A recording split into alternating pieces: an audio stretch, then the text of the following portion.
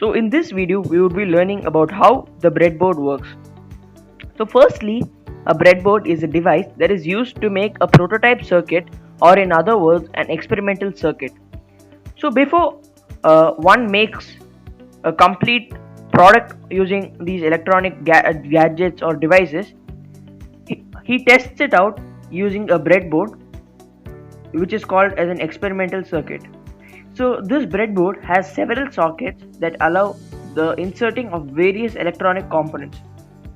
So this breadboard has different or several sockets which allow the inserting of various electronic components like resistors, jumper wires, sensors, etc. So there are two types of breadboards: soldered breadboards and solderless breadboards. So soldered breadboards are not easily reusable, as the connected components or the connected electrical components have to be soldered onto the board before getting the project on the way. So therefore troubleshooting for this type of breadboards is a hectic job.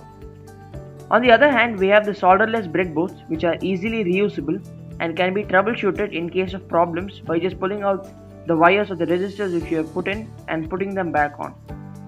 So breadboards also vary in size. So they are the breadboard full, which is the long one, breadboard half, which is the standard one, and breadboard mini, which is the small one.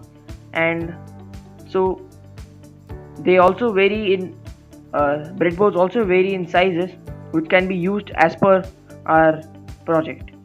So next, a breadboard is made of two sections, which is the power rails and the main section.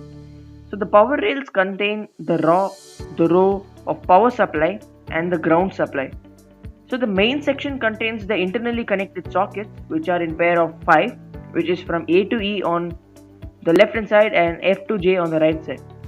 So now coming back to the power rails, if we connect a jumper wire from the power source to the breadboard's positive channel, then you could connect another wire from your electronic component, which could be a sensor or any other component, LEDs, etc., and connect the wire from the electronic component to the power supply, which is the positive channel. Then you could power up the electronic component without having to give the power supply for the electronic component from the power source.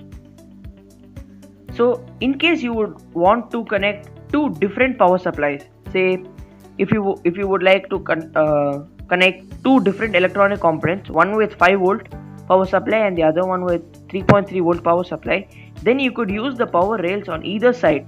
So for example, a breadboard contains the power supply on either side, one on the right end and one on the left end.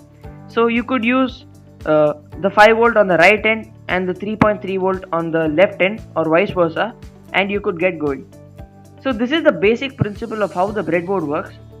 And next, you must be wondering about how you could connect all these wires and your project starts working. So these breadboards have metallic strips which are internally connected to each and every main section socket and also the power supply, which allows the free flowing of the current, which allows the project to get going. So this is how the breadboard works. So now I hope you have understood how the breadboard works. So please stay tuned into this channel for further videos on different electronic components and hardware.